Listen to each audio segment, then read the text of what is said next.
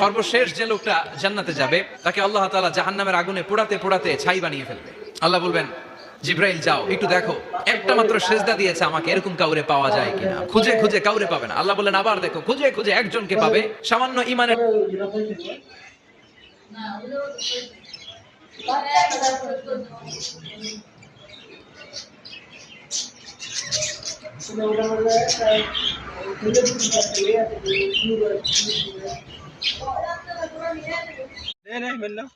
দেখুন বড় ভাই, এবারকার বছরের জন্য হয়তো বা কারোর নসিবে থাকতেও পারে, নাও থাকতে পারে কাঁঠাল।